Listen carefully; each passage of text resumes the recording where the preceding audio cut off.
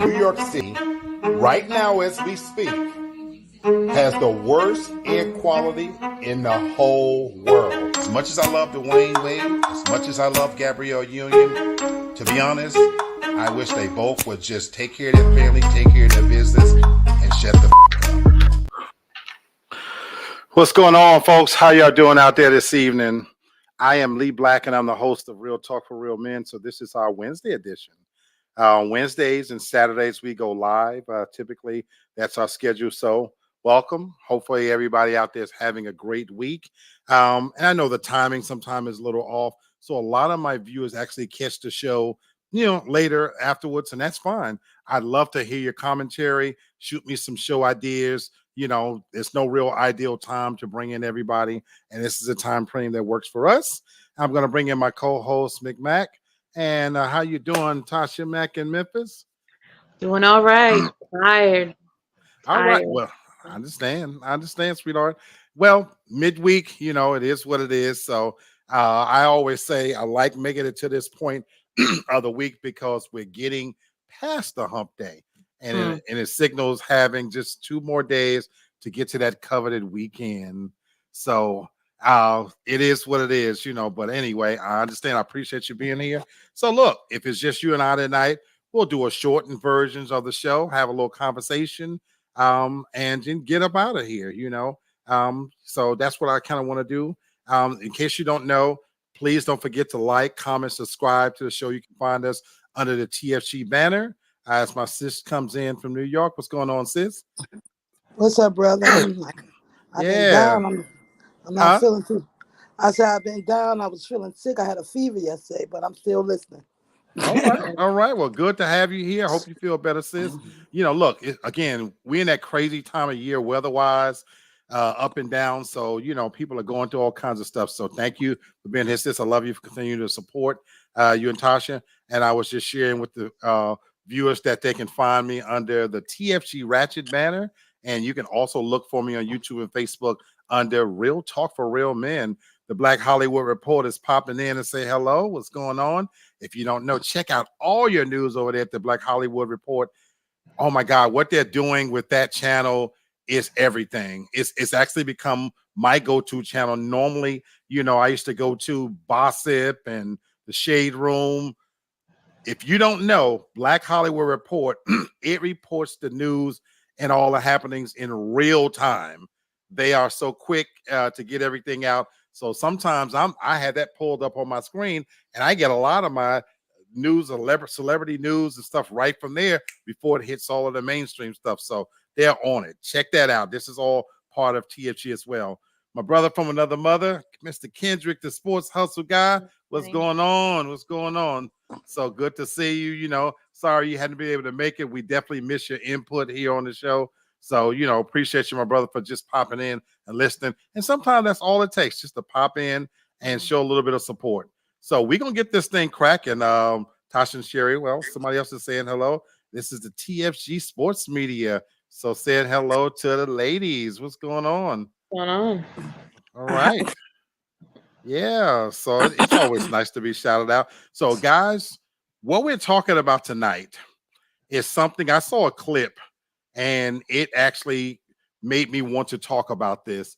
We're talking about breaking generational curses.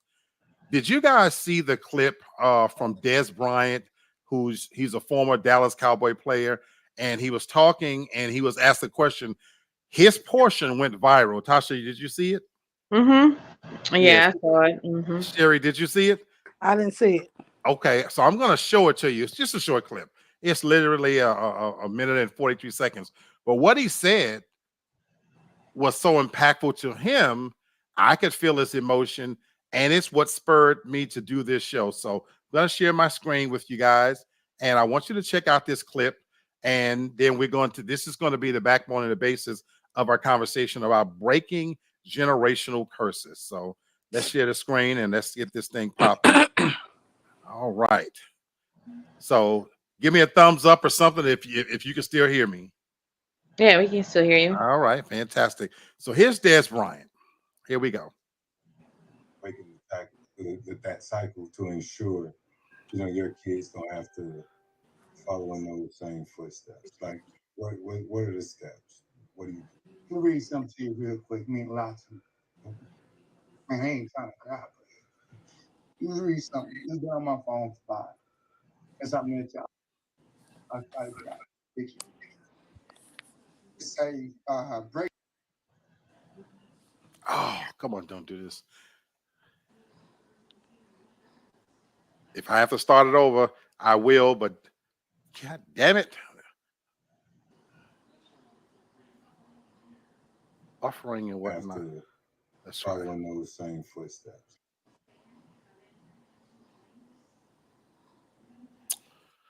Son of a mother. All right, hold on. Let me stop sharing because I want to play this clip. I hope to play this clip.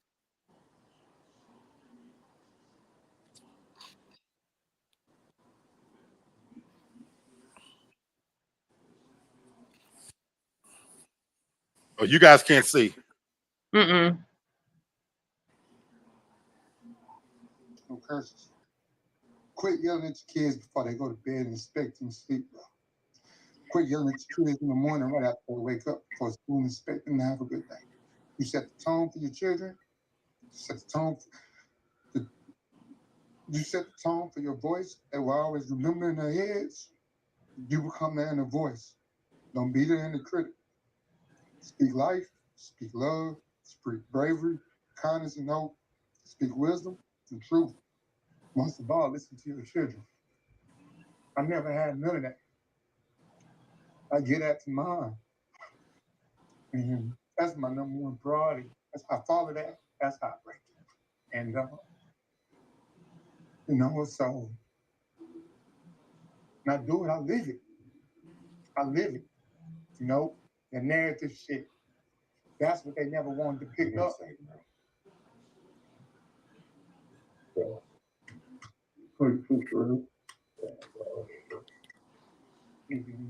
It's like do it all in fashion, style. You know what I'm saying? Confidence. My mom. I feel like that's what was misunderstood. So, as you saw, it was a short clip. I'm gonna start right there. What you guys think about it? Tasha, what was your reaction when you saw that? Just what was your visceral reaction when you saw that clip? For me, and maybe it's just me. People can say whatever they want to, but it always bothers me when I see men crying. That just bothers me. And when I saw that clip, because I sent it to you, because I saw it on TikTok, and it made me go watch the interview. His upbringing was so chaotic. It was so crazy. But I guess in all of that craziness, of course, and made him who he is, and ultimately it made him rise to the occasion, so to speak. And he was determined to not be the same type of parent that his mother was to him. Okay. You gave me so much right there that I've got. Sherry, I'm coming to you too. So be thinking about this as well. The Real Estate Insider says, well, what show was this on? This was a podcast. Pivot. It was called Pivot, and if you get a chance, go and watch this interview. I thought it was very powerful, for sure. What's going on, Charles? How you doing, my brother? The show. And Charles says, bothers me. That's the first question, Tasha, I wanted to ask. When you say bothers you, tell us what you mean. Oh, it makes me sad. That's what I mean. Not mad, not angry. It just always bothers me. Why? I'm curious. Why, when you see men, and the reason why I'm asking this, there is a segment of women out there that would think that's effeminate and emasculating. So why was it bother you? Because I'll say it flat out. Bitches, we always cry. We always crying over something.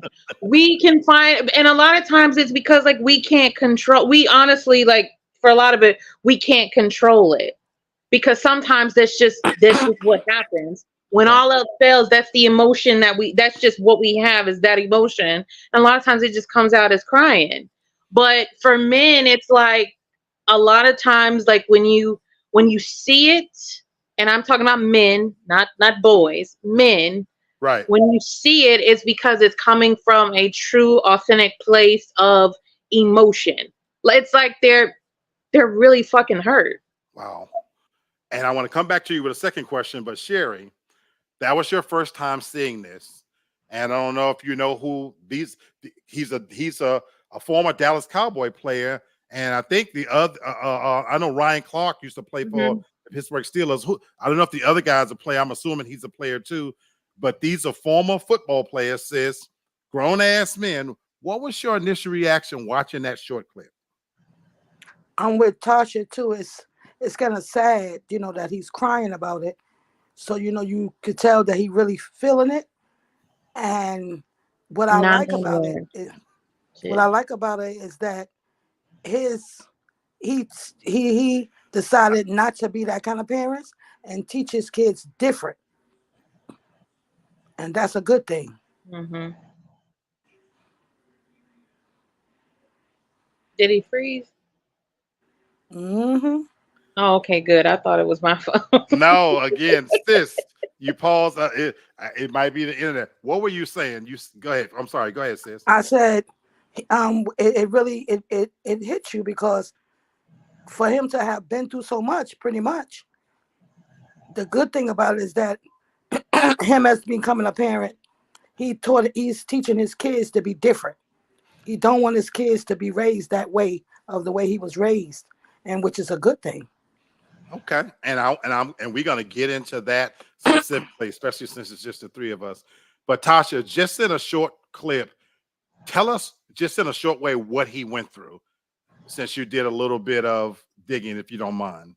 He is a product of a young mom that grew up, like his mom like was a kid herself. So it's like his mom had him and she basically was growing up with him more so like a sibling than a parent. Okay, Tasha, it blacked out for right there again. I apologize for the blackouts. You blacked out right when you say he's the product of what? A teenage mother. He grew up with his mother. Gotcha.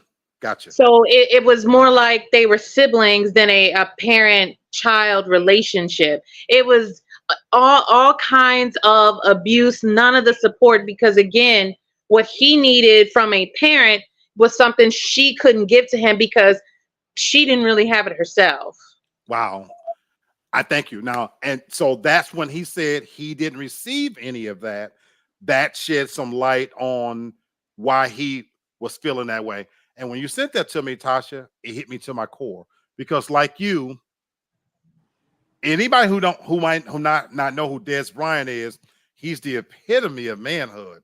He brash, he rough Mhm. around the edges, he's arrogant as fuck. You know what I mean? And he's that dog. He is that dog. In fact, everybody on that panel, if you've never seen the show, Fred Taylor, Ryan Clark, these are men. These are men that will whoop your ass. You know, I mean, they them dudes for real. You know, as Kenny from the Sports Hustle say, they're all former NFL players. You know, and he say covered. Dez Bryant is that dude. You know what I'm saying? So to see him choke up in that moment, and what struck me, Tasha, was that he said, "Let me read something to you." He had it on his phone, which means that he carries it around with him. This has become so important to him that this is something he carries with him. And he said, I live it. You know what I'm saying? He said, I live it. Charles says, Dez Bryant has a front office position. Ask him if his mom was a prostitute doing it. Wow. Mhm. Say, oh my God. So anyway, clearly he's been through a lot, which brings us to this conversation because what is a generational curse? What do you guys consider to be a generational curse?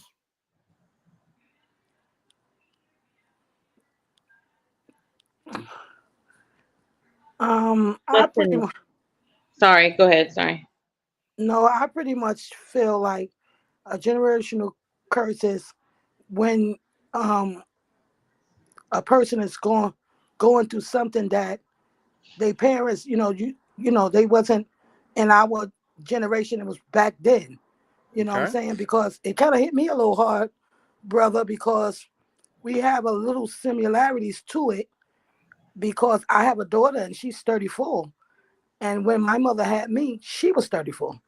I couldn't imagine my daughter raising all those kids because I'm the last one. So my mother had 10 kids at 34. So I know it's a hard thing, you know? Okay. Well, our story gets way deeper than that. It's more than 10 kids, but that's another story. Right, right. That's another story. Tasha, what is a generational curse? To your mind? Don't be putting your mama out there like that. No, look, it's called real talk, folks. It's called real talk. And that's going to be appropriate for you guys to even know that because we've been through some shit, and to sit here in front of you you'll see. Tasha, what is a generational curse to you?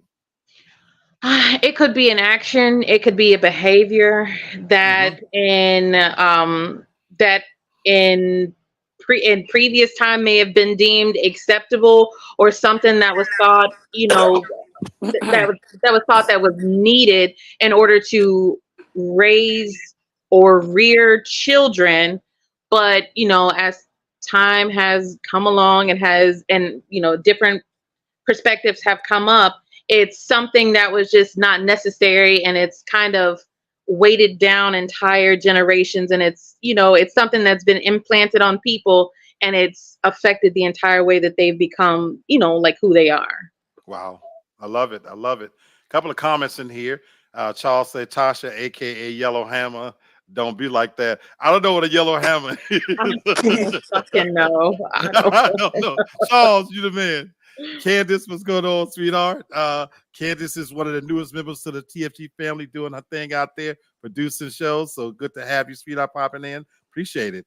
And Miss Carolyn, how you doing? She says, what generational curse is poverty, uneducated teen pregnancy is certainly a big part of what could be generational curse. A generational curse, folks, by definition, is a habit or behavior that has been passed from one generation to the next. I'm gonna repeat that. It's a habit or behavior that has been passed from one generation to the next.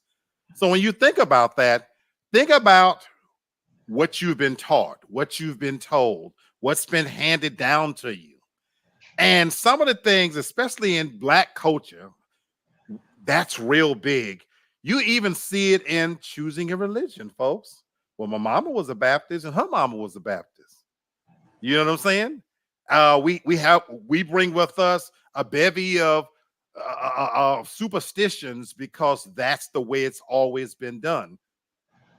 And what's happened is now that we've come along, a lot of these younger generations are starting to reject and look back at things that they were taught and question them. But there was a time when you did not question what was taught to you. You just did what you were told.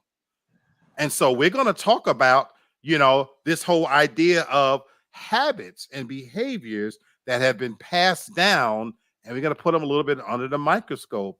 It's all love from Charles. So Charles, tell us what a yellow hammer is. Tell us what a yellow hammer is. Charles said being a Cowboy fan is definitely included in that. Wow, you understand, because that you say that. I do know people that they aren't true fans of the game. They're Cowboy fans because that family has been Cowboy fans. And a lot of times generational curses is really about fear of stepping out from the shadow of what's been the norm. And so we're going to talk about that a little bit. And so how are generational curses passed down? What do you guys think? How does it happen? When you think about generational curses being passed down, and a yellow hammer is a bright or light-skinned sister. Wow. Okay. Very interesting. New colloquialism. But I'm mixed. Look, this show can go. I've never heard that before. So thank you for introducing that term. Huh, very interesting. You know, but okay. How do you think generational curses are passed down, folks? So I would say by, just by action or just being told. Like Mm, you're just there, just, just something that you absorb. Good, bad, wrong, right, indifferent. It's just something you absorb, and a lot of times it's something that, because you either, to your point earlier, refuse to, do something, step out of the box and do something different, or you're just too lazy. Some people are just too lazy to want to do anything different. absolutely. Sis, how do you think generational curses are passed down? Yeah, like Tasha said, by something you're being told or taught, and you go on through your life doing a lot of things that you were taught. You know, Okay. Why you guys I want you to think of something that you would consider a generational curse that's been passed down that you for in your family or that you know about. Miss Carol say it's learned behavior. Absolutely, Miss Carol. It's learned behavior. And you know the one that sticks out to me right off the bat is well, I'm use the cleansing term corporal punishment. And we did a show on this one time. We talked about spankings.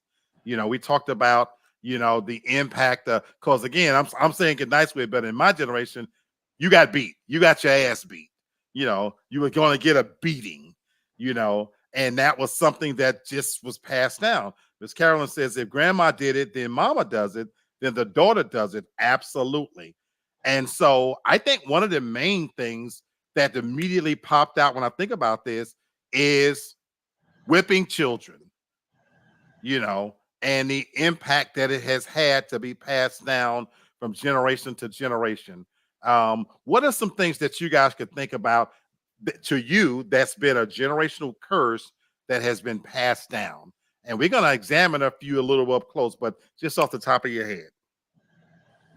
off the top of my head, I come to hygiene because Ooh, when I was younger, I had to go through inspection before I went to school.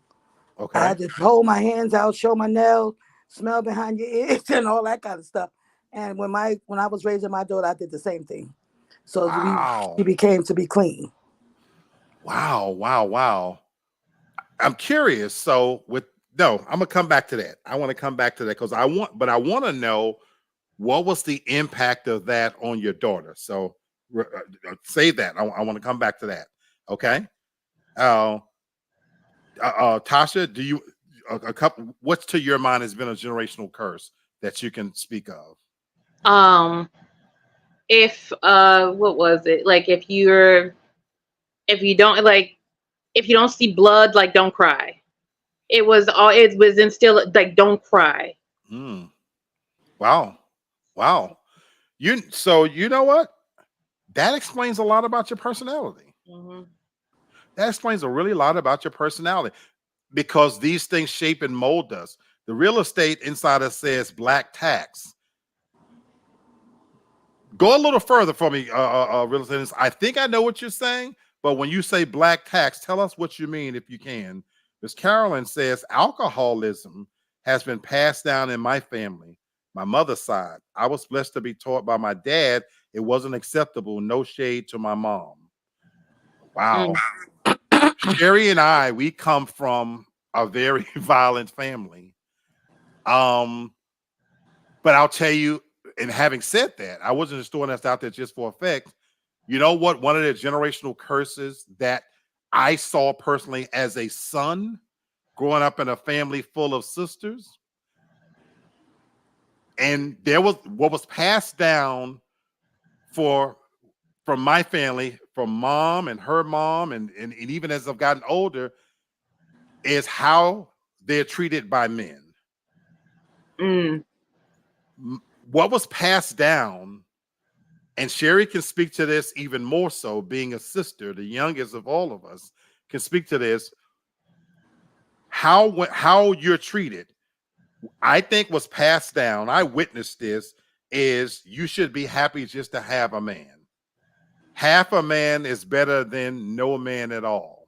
And so if you have a cheating man, but girl, you better hold on to him. And I watch sisters in many cases, and I won't put their business too deep in the street, but I watch that type of mentality get passed down. Sherry, what do you think about that? Because you, let me just say it point blank. My mother spent 40 years with someone unmarried, and when he left, there was nothing to show for it. I have another older sister. My oldest sister followed in that same pattern. Her daughter just recently experienced the same. Sherry, can I not go on and on and on? Yeah. No. And I'm sorry, but this is a real show. This is a real conversation. So I've watched the level of mentality be passed on to just accept what's given to you. What do you think about that, sis? And you're married for how long? I've been married for 34 years. How are you able to break that curse of having that mentality? Because I seen a lot of it, and I used to say to myself as a younger woman, I'm not being that. I'm not doing that. And my attitude is a little spicy because of my mother. I got that from her, but I just wasn't gonna go down that path like they did, because to me they was a bunch of fools. Ain't no other way to put it. Like, So look, I didn't say it, but we keeping it real. We missed the posters. Shafana, how you doing, sweetheart? Thanks for popping in. The Black Hollywood Report says what the real estate insider means by black tax is the expectancy to take care of everybody. Woo. Athletes, for instance, the expectancy to give back or give to family and friends since you made it. Beautiful, beautiful point. Beautiful, beautiful point. And so again, I didn't know it was called the black tax, but I get it. I honestly thought you were referring to how we as black people view money. We don't have a respect for money because we weren't taught it. But I love that point that you made about taking care of people, because man, when you climb up, that you're supposed to take care of the whole family. Very good point. Very good point. The real says, thank you, Black Hollywood Report. I keep telling you guys, Black Hollywood Report, go find it on YouTube. It is different than any other channel out there. It covers everything. Please go make sure to do that. We also getting blessed by the master prophet Levi T. He said, well said, brethren, at the Real Estate Insider and Black Hollywood Report. So appreciate the prophet dropping down some knowledge on us for real, for real. So, Sherry, you bring up a good point, and we're going to examine that first one in particular. It's living the same exact way that your parents did. Now, let me state for the record, there's nothing wrong with following in the footsteps of your parents, especially if they've set a high bar and set a good example. But where does it become generational curse in this instance, you guys think, when we're talking about living the exact same lives that your parents did? What do you think about this? What entire generation? Okay, let me just say like this. This is one of the big things as to why us as millennials, why we are so frustrated. Okay, because you have an entire generation that was taught the American dream. You go to school, you graduate, you go to college, you get your degree, you get married, you start a family, you work on that job for forever, you retire. And what the fuck happened? Okay, and then that doesn't happen. And that didn't happen. So now you have an entire generation of people who's like, okay, like, look, we did that. And shit ain't getting easier out here. Okay. So where's the piece of our pie? Like where do we get the benefit, the profit? Like, where do we get that? Wow. So. I love it. I love it. Paige pops in. How you doing, sweetheart? Appreciate you. I'd love to hear your input in terms of what's been passed down to you. Sherry, I'm coming to you next. Shafana says, well, point made. The family always depends on my mother or me for everything because they never strive for anything. Wow. Wow. Shafana also says, my mother broke the generational curse in our family to be the first to go to college. That's going to be a big one I want to talk about, Hannah, because that is real. But sis, what can you think of when it comes to this one? You're a daughter. I really want to hear you on this one. The curse, this generation's curse of living the exact same life that your parents did. Now, we don't have parents, folks, because our fucking deadbeat father, I hope he's somewhere right now with pustules and pores all over him, suffering quite deeply because that son of a bitch ain't never been in my life. Fuck you, Fred. Fuck you, fuck you, fuck you. So we didn't have a father, but we were raised exclusively by our mother. Sis, what about living the exact same life as your parents did? Share whatever you feel you want to share. You're the youngest, you're a daughter. Well, I just, like I said, I just couldn't see me living the same lives that my sisters and my mother lived. I had to break out on my own and be talked about and everything else because I was different. Because, like I said, I just was not going to be no fool for no man. Get specific if you can. What were some things that you feel like was passed down to you that you had to break? Well, really and truthfully, like I said, they what was passed down, they wasn't even married. They wasn't even trying to be married.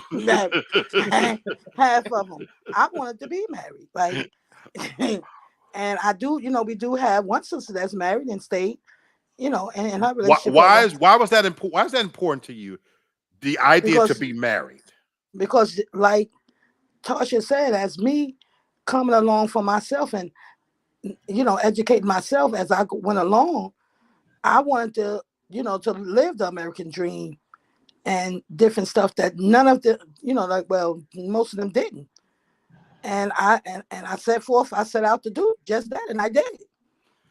I'm going to say something that I watched my sister do, and it wasn't passed down to her.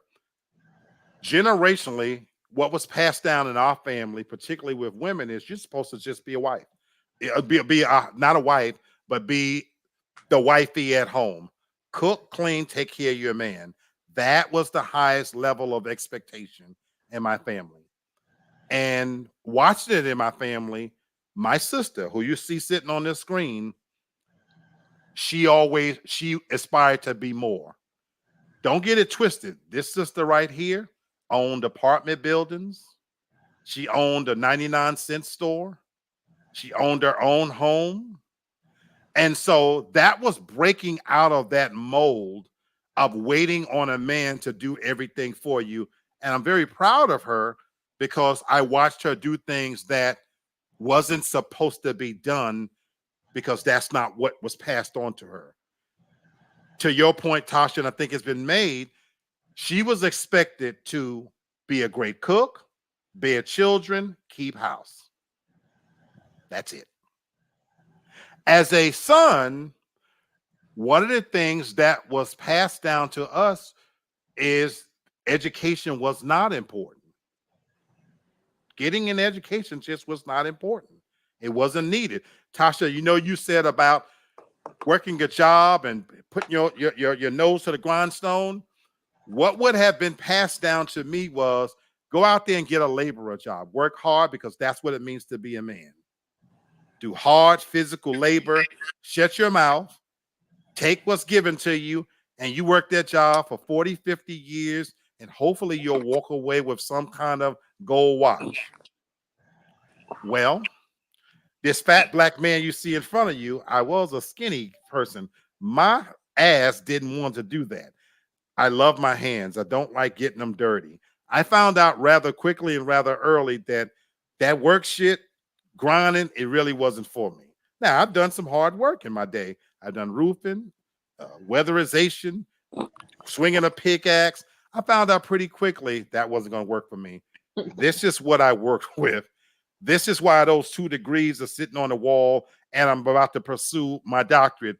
Is because for me, I decided to break the mold, and I even have siblings.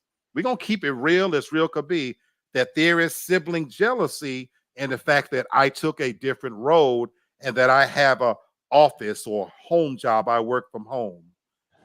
It really happens, folks. It really and truly happens.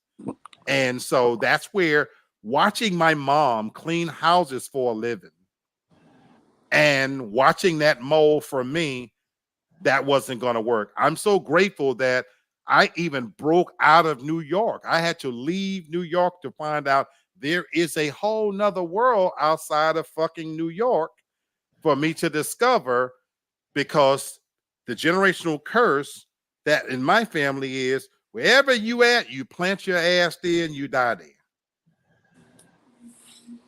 And for me, that's just not going to work for me. You know, that's why, folks, when I die, Tasha and Sherry are both been instructed to cremate my fat ass and sprinkle me all around. So, you know. They're going to be doing lines of him at his funeral. There you go.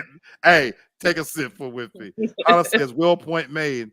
The family, I'm sorry, we read that, I'm sorry. Miss Carolyn says, I had 5 older brothers, and I'm the only girl and the baby. I'm expected to take care of everyone. Paige said, give me some ashes. Baby, sprinkle them amongst your blunt and smoke your uncle up.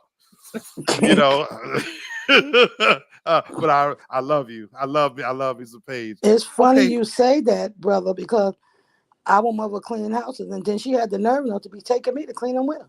And I kept looking at her like, I'm not gonna be cleaning nobody's houses. You must be crazy. Sherry, you don't even know it, but you transitioned right into the next generational curse without even knowing it. You know, Paige says you have to be stopped.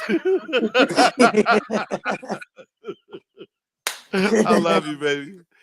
What about this next one, though? When you think about this, about passing on to your children, working too hard. How can I want to ask you guys this, and anybody watching? How is working too? Because in some ways that's an oxymoron. Aren't we taught you're supposed to work hard? How is working too hard a generational curse? Because there's no balance. Oh, You know, like with previous generations, there was no balance. It was just work yourself to the bone.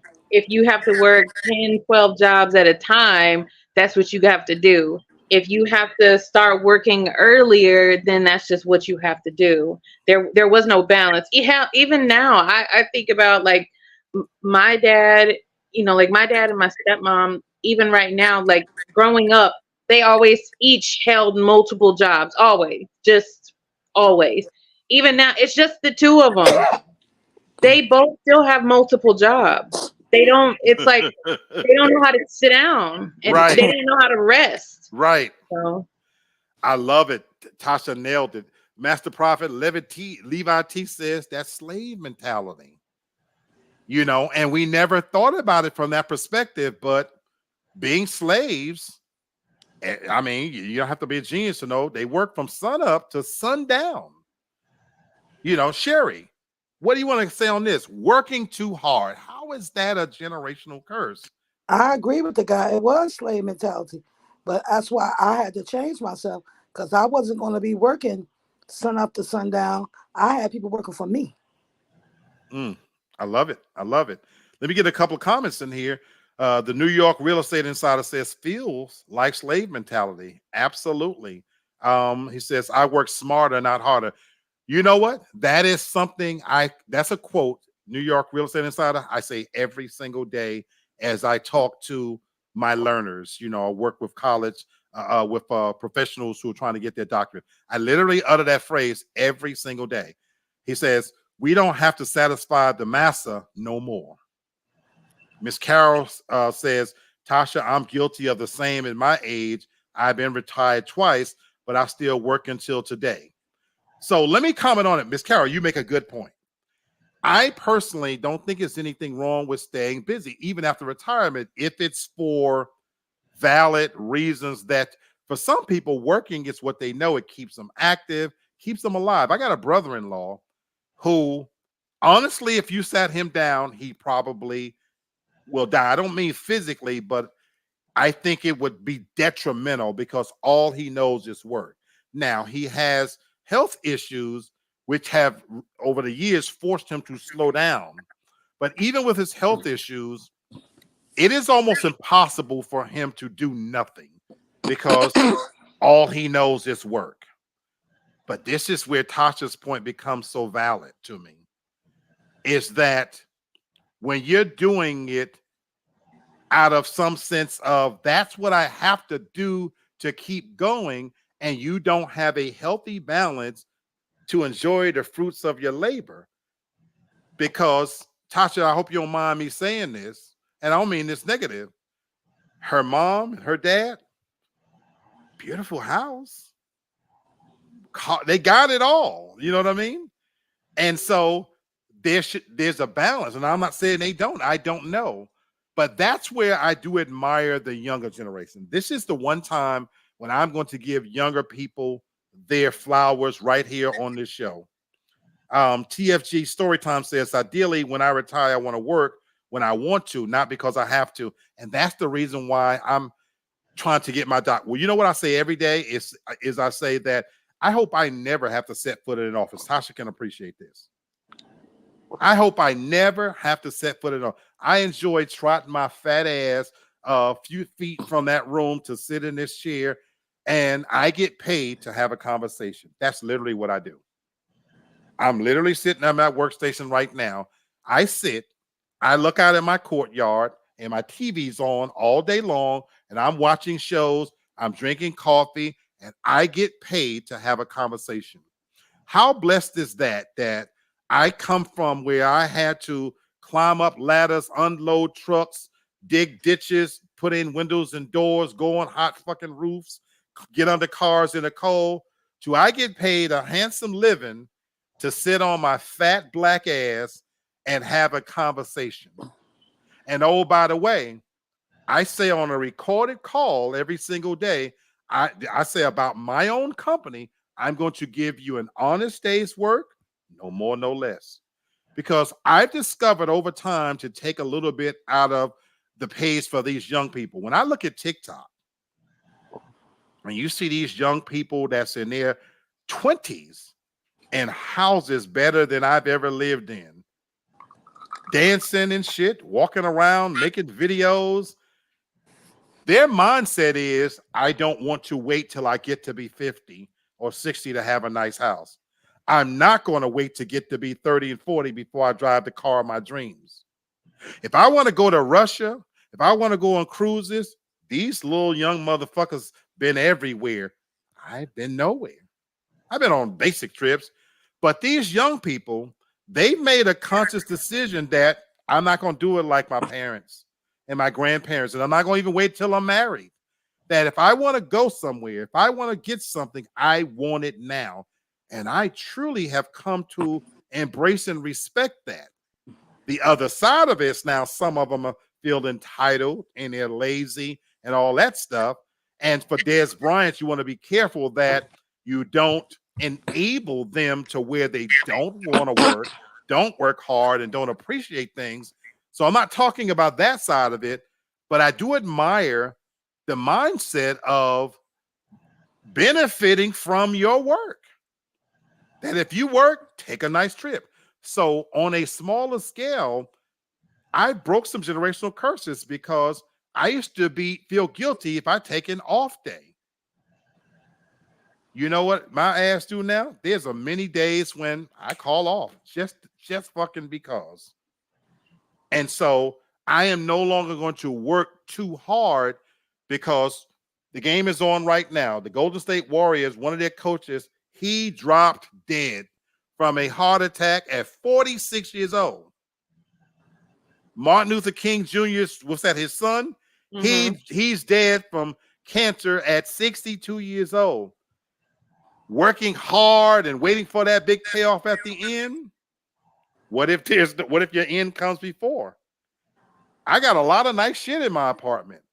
I'll be damned if I'm gonna drop dead in this motherfucking by the time they realize the stench is going down the hallway and drag my fat corpse out of here. Motherfuckers be sitting around in here, sitting on my nice couch, raiding my liquor cabinet before Tasha and Sherry can get to the motherfucker. By the time they call in, I know that's right. I'm just keeping it real. I'm keeping it real. By the time they call my sister and my best friend, ain't no liquor gonna be left here. So Tasha taught me this. Open every motherfucking bottle underneath there that you want to drink, because what did you buy it for? What did you buy it for? You know, if not to enjoy it. And Tasha's taught me so much, and she's 20 years younger than I am. I learned so much from her. Carol says, that's one of my main reasons for working. I have investments and don't have to work, but I enjoy being out meeting people and constantly learning new things. And that's what I love, that you're doing it because you want to. Because you want to. And that's a big difference, Miss Carol. All right, let's go to another one while we got time. Not considering children's feelings. I thought this one was interesting because Des Bryant talked about that. And that was weird for him. That was the true breakdown. And how he talked about listening to his children and speaking life into them, positive things. Now, Tasha and I, full disclosure, you know, we don't have children. So that's why, you know, well, I definitely don't. He might. We'll put it. Right. I got some, I but you know, it's complicated, folks. It's complicated.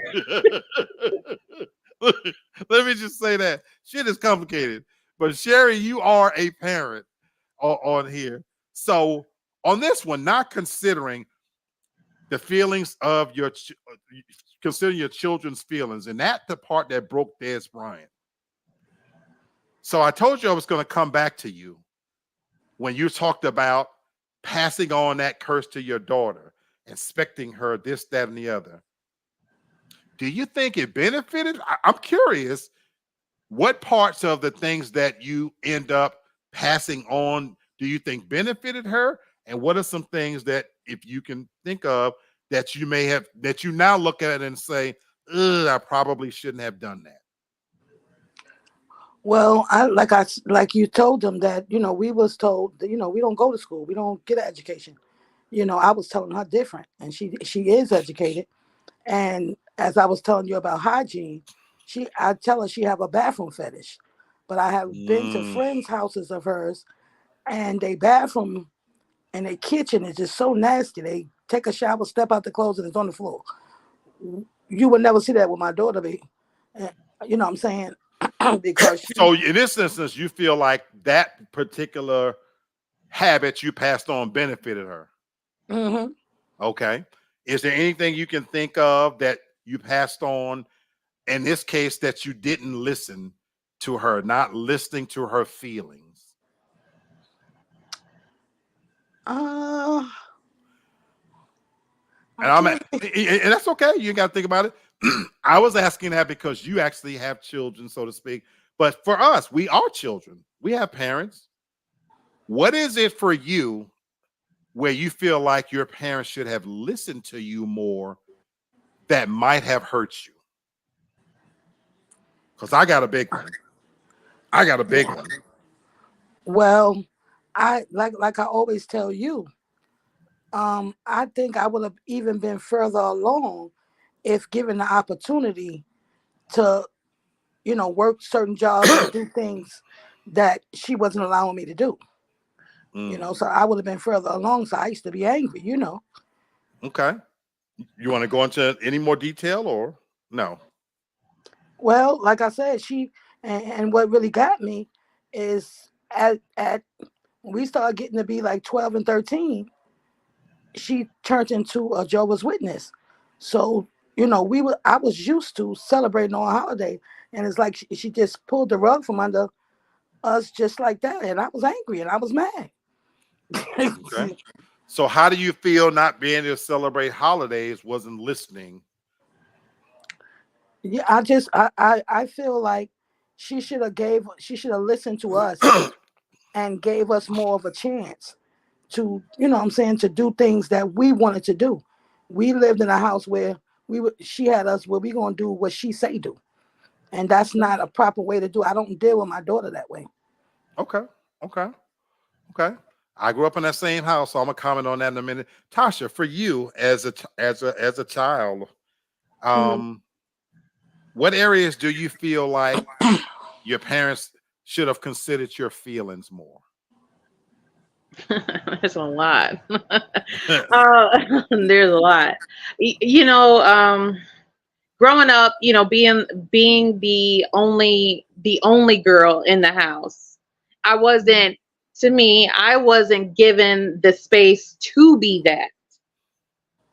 Mm, To be the girl. And wow.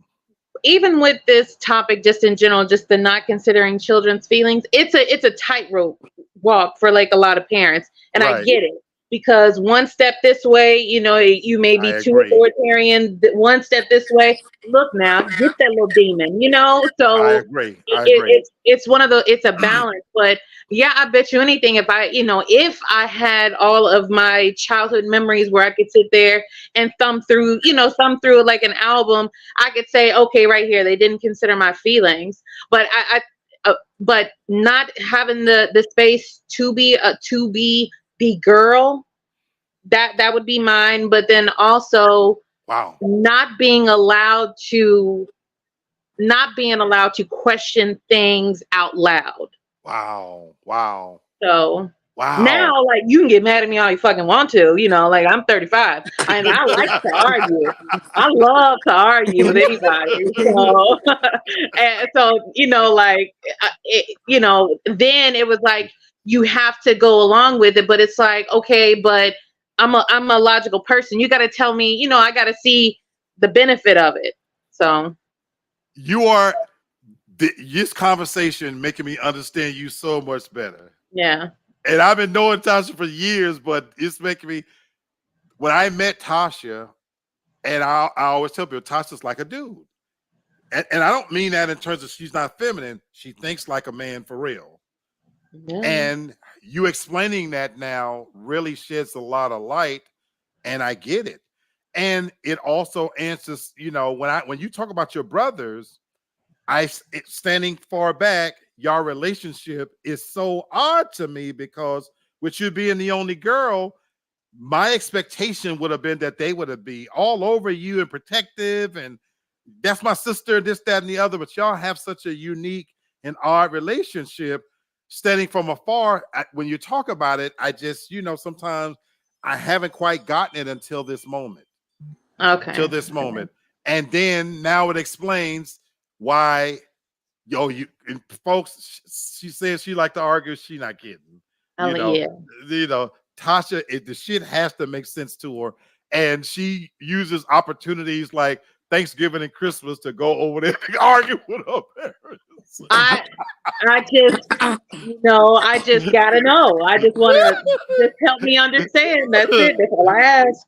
Yeah, and the thing of it is, she knows she grown now, that not only can she say what the fuck she want to say, when it's all said and done, she can get up and leave. And that's the shit that she knows. That it's just funny to me. But wow, that's interesting. Miss Carol says, I wanted to study law, but my dad wouldn't allow it. He thought that was not a woman's place. He discouraged me from pursuing my dreams. I have always regretted that. Miss Carol, I love you, love you, love you, because you went to the big one for me. And there's a deep hurt inside of me that never fully heals because of this one right here. And my sister's on this screen and can attest to this. Growing up, I went to school 7 days a week. Sherry, you stop me when I've lied. I was considered a genius. They literally tested my IQ. I was being constantly tested, because for a black little boy growing up in Harlem in the ghetto, and the real ghetto with rats and roaches and this and that, they couldn't believe how smart is this kid, and my IQ was off the charts. Sherry, you stop me if I'm lying about any of this. So much so that it came to a point where he needs to go to different schools because him going to the traditional schools, he's beyond that. So I went to my junior high was in special classes for smart people. Ultimately, I went to Brooklyn Tech, which at that time was the third ranked best school in the United States. You had to take a test to get in there. In that school, I was a minority for real, because it was predominantly white and Asian. You know, a school of 7,000, only 500 of them were African American. So that's the kind of schools I went to. And I had a Saturday program where I went to St. Aloysius, and I had a Sunday program at Harlem State Office Building, all prepping me to be something I never became. I had a radio talk show. I gave speeches with the mayor of New York. Sherry, stop me when I've lied. Mm-mm. I even have a picture with Muhammad Ali. I've given speeches on stages with famous people.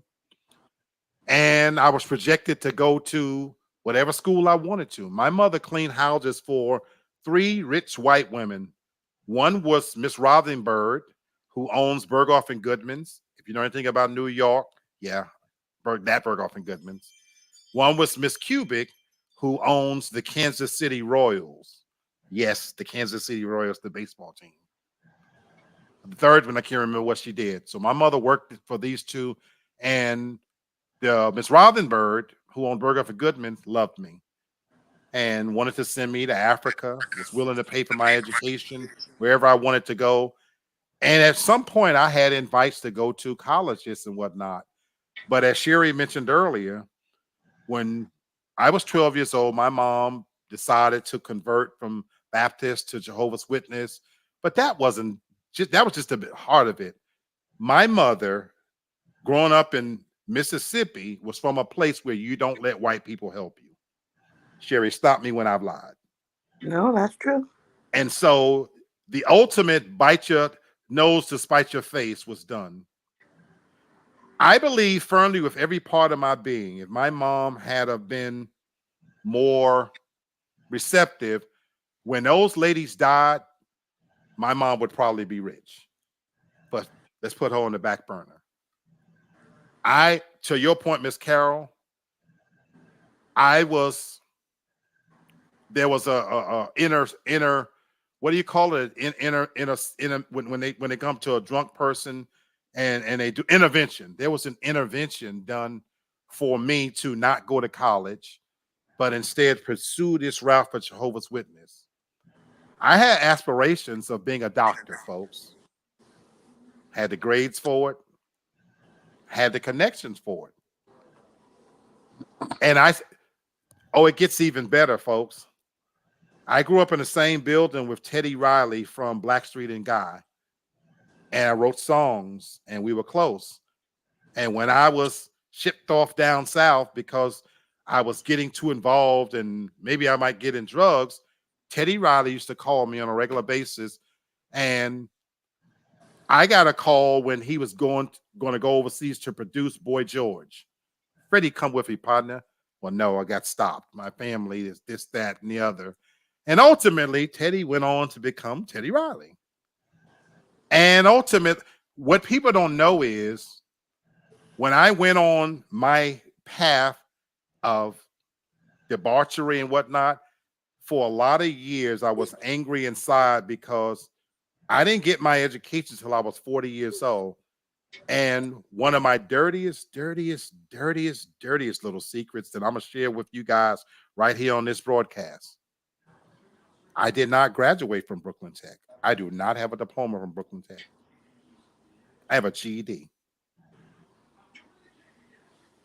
And that hurts so deeply. I can't explain how deeply that hurts that Freddie Moore, that's my real name, I have a GED. Even though I was probably one of the most educated. I won a national spelling bee before it was televised on ESPN. I won it. I was the national storytelling champion. None of this stuff was televised back then. That was me. And it hurts so deep that I think about the path that was never taken. Of course, you have to build a life on what you have and what you become. And I think I did okay. But there's always going to be that little thing in the back of your brain that what could have been. What would I have been if I have gone to college at 18 years old? A lot of you may not know who Roy Ennis is. Roy Ennis is major in politics, started CORE. That was my classmate. The trajectory that I was on, I wonder what I would have done if I was able to take advantage of the opportunities that was snatched away from me because of generational curses of we're not going to let white people help us. And it is one of the reasons why I live in the South. My family has such a deep-rooted hatred for white people because of how they were treated that they aren't able to get past that. And thank God that I was able to break from that mold and see people as people. And who I sit to you as today, I'm an equal opportunity offender, as you all know. I think there's dumbass white people. There's certainly dumbass black people. I can't stand fucking Africans at all. Indians, them rat eat motherfuckers get on my nerves. You getting off track. Stay on track. Let me pull you back over this way.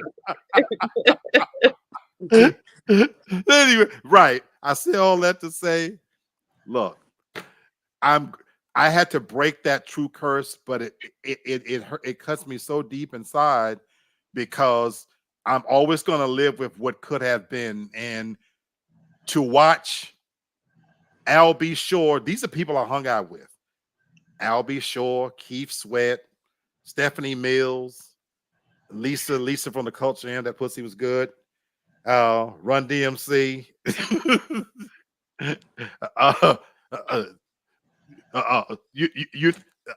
Heavy D, hung up with him every day. Got pictures with LL Cool J. These are people I grew up hanging out with, and I was in that circle. I could sing and I could write, believe it or not. Sherry, stop me when I'm lying. And so the idea of what could have been and to watch their careers from afar, it always hurt because there was part of me like, man, that should be me in there. And even if you take the fame, the fortune out of it, education-wise, it always hurt me to my core that I should have been somewhere else. So when I did get divorced at 30 years old, I had all this pent-up anger. So I went on a 10 to 15 year sabbatical of fucking with bitches that I shouldn't have. Anyway, Tasha said we'll get off track. Miss Carol says, I too was tested at my school. Counselors tried to tell my dad that I had the grades and he should let me go to college and pursue my dream, but he just wasn't having it. And so, folks, that is a big one for me. We got about 12 minutes. I want to close out with the last one because that's why this was so important for me to talk about. Because these are things that make us who we are, believe it or not. The last one is not teaching your children life skills. I want to end on this one because, again, Sherry, for you, you can comment both ways. This one in terms of what you have passed on to your daughter, and then, of course, for you, how it has impacted you about not teaching your children life skills. I'm going to let you go first. Why do you think this one is such a generational curse of not teaching children life skills? Well, the thing is that I'm not I wasn't gonna teach my daughter some things that was passed down to me. You understand? Mm-hmm. Because I wanted more for her. You understand? And but you know, we have been through things with her. You understand that she got off marker, but you get her on back on. for me. And I was back to Tasha. I was really glad that, sorry to go off of this, that he was real smart because I fed off that. That helped me get around and do, to be honest with you. I never knew this. I never knew that behind the scenes, Sherry was taking advantage of the fact that, man, your brother's smart. Yeah. And so Cherish, being that me and Freddie is so close, my daughter is close to him too. And, he kicks the knowledge of different things to her. You understand that, and I laugh sometimes, some of the things that she say and do when it's wrong. You understand? Because we was having a conversation and she come to my, oh, you on TikTok, you can't let TikTok, you understand? You know what I'm saying? You Be listen your to what, teacher. Be right. your teacher, right? Mm-hmm. And this So is recent. This is very recent we had with her. mm-hmm. But she came to learn real quick. I must say that that's not the answer. You understand? But sometimes I will let her go her path because I listen to her. You understand? So she can make mistakes. Then she I have to love come it. back and I correct love them. it. I love it. I love it. I love it. I love it. And I wish more parents did that. Tasha, what do you say about this one? Obviously you don't have children, but for you, how does this one impact you, good or bad? Because I know some things about you. I'll let you go there. Not teaching your children life skills. Let me tell you, I think we're living in kind of like we're experiencing that right now of what potentially a society of people, a whole group of individuals that have not learned certain basic life skills, just how to be able to take care of yourself just as a self-sufficient, self-sustaining adult. We're seeing that. I think a lot of earlier generations, they kind of overcompensated, and it was maybe just not knowing, just, for some it was not knowing, pushing us, to get education, to, to do better, to learn more, to absorb it as much. Well, now you have, some people who yeah, they may be able to recall a lot of information, they may be able to know how to work like the latest technologies, but common sense, just kind of dropping them somewhere, problem solving, Woo! conflict resolution, Woo! those things just aren't, those are so glossed over. And it's really not something that's necessarily that can be taught just from reading. It is more just about, those experiences or being in certain situations. So it's, I don't know. I feel like for me, damn near everything growing up was a fucking life lesson. It was always with the intention of, especially my dad, I don't want you to have to ask anybody or depend on any man to do it for you. I'll show you how to do it and you do it. I love that you ended on that because this I wanted to go for this one. I love that. I don't know Tasha's parents well. I've met them, but they damn sure taught her life skills. They passed on to her what she just ended on. Tasha's super independent, probably a little too independent, to be honest with you.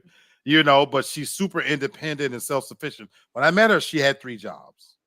And it's very difficult for her to ask anybody for help because it's been instilled in her to stand on her own 2 feet and to get it done. So much so that Tasha is very short-tempered with people who procrastinate and bullshit. That's one of her pet peeves. Yeah. And if it's a man doing it, she really can't stand it. Yes. So I ain't lied. I'm telling you who she is. So if a man step in her life, you have to be capable because she's capable, and you cannot be a man and not be able to take the reins because it's been passed on to her how to work, how to hold down a house, pay. Those are things that if you can't come to her and not have that. So And a lot of this generation, that Tasha said it well, those basic things that Sherry, you saw TikTok, they know how to shine and gloss, but to go out and make these things happen when you don't have talent, what do? Because they can't cope. The slightest little thing throws them off. This generation needs to be coddled and whatnot. And so I wanted to end on this because I want to talk to the TikTok folks, the TikTok generation. You don't know everything. And in this one, I'm going to give Eloise Young a tremendous amount of credit because she didn't always give the message the right way, but it came from a place of making us be able to stand on our own. And I'm proud to say of all of her children, all the children that she raised capable, functioning adults who were good members of society. Now, the bad habits that some of us picked up, we picked them motherfuckers up after we left our house. But living under her roof, she didn't have jailbirds. She didn't have drug addicts. She didn't have criminals. We actually came in at night. We went to bed at a decent hour. Our hygiene, all of us, is immaculate because sis will tell you, not only were we taught a supreme level of personal hygiene, our surroundings. Every last one of us could cook and clean. Nobody has a filthy, nasty ass house. The people we choose, we don't slack around with filthy, nasty ass mates. So that's been instilled in us. And so I want to say to a lot of the people who may watch this in hindsight, this is a big one because this newer generation, they watch what you do, a lot of times not what you say. So how they dress, how they act. If they see you out scamming and scheming and you've made a lifetime out of that shit, that's who they'll become. For the men out there, if you're not teaching these young boys how to be basic men, how to function on their own, when they get to the point where they get a girlfriend, they're not going to be good, capable men. And oh, by the way, not all of us are going to be able to dance in those big houses and drive those big cars. So basic work ethic is important. And so teaching your children life skills and pulling them away from social media, TV. Not everybody's going to be famous and be able to dance and this, that. And we live in a society where now everybody's talented. Look at the show. So you think you can dance. So you think you can sing. So you think you can act. We give participation awards to every fucker out there who puts a cap on and dance. And we stop telling people that, no, that you're not good at that. And that's why we've gotten away from young people aspiring to be doctors and teachers and garbage men and lawyers and working regular jobs because everybody thinks they're going to be famous and sitting in front of a camera and driving the best cars and this, that. And they're not taught how to get them. A lot of these kids aren't. We're not even going to go there, but I'll just end by saying that this one right here. So when I listened to Des Bryant, Tasha was right. It's a tightrope that we need to walk. Yes, on the one hand, you want to, as a parent, every parent wants to provide a better life for their children. I don't think there's a parent out there, even a fucking crackhead, they hoping that their kids smoke a better quality of crack than them. Oh my God. Because it's instilled in us. We want a little bit better for our children, so that's the fundamental nature of being a parent. But you have to be careful that you don't raise entitled young people, and especially if you're rich like Des Bryant, you don't want to give so much without to the point where they don't understand the value of what they're getting, the value of the opportunities that's going to be presented in front of them. And so, to my sister's point, my niece, we're not easy on her. And sometimes we get in those conversations where we know she's wrong, and we sit back and my mom had a saying, a hard head make a soft ass every time. And sometimes it's okay to let them go out there and fail. Don't pick your kids up every time they fall. Falling is good. When you fall and cut yourself, there's a reason why a scab happens. It's okay. And it teaches you, oh, don't do that again. That's why we learn, ooh, that's hot. But if you try to put a bubble around your child and you don't teach them coping skills and how to deal with basic things that they're going to need to become functioning adults, then you're doing them a disservice. So there's a fine line between that and giving too much. So be careful. We'll read a couple of comments and then we're gonna get out of here because we're at time. Miss Carol says, I taught my children, son and daughter, the things you need to survive. I'm not going to be here forever. And you have to stand on your own. I'm proud to say they are both college educated. Bravo. And I wish more parents did that because we don't celebrate college. You can get in a lot of these states, you can go to school, community college for the first 2 years for free. We don't take advantage of it. Carol says, yes, Tasha, that was my dad too. Wow. You have to be on my level to deal with me. Go ahead, Miss Carol. That's what I'm talking about. And she said, my son cooks better than me. Lil Paige, who pops in on the show, she could tell you, I taught her some valuable lessons that will never leave her. Her and her brother took them to get their library card. Stayed on that ass for them to be better readers and do their homework. They know how to clean a house and they know how to cook. They know how to go in there and make a meal when it ain't apparent that a meal can be made. And those are coping lessons that I did my best as Uncle Black to try to teach them to be able to ride around with them so that they can function on their own. Now, they got some other stuff passed on to them too, but that's another show.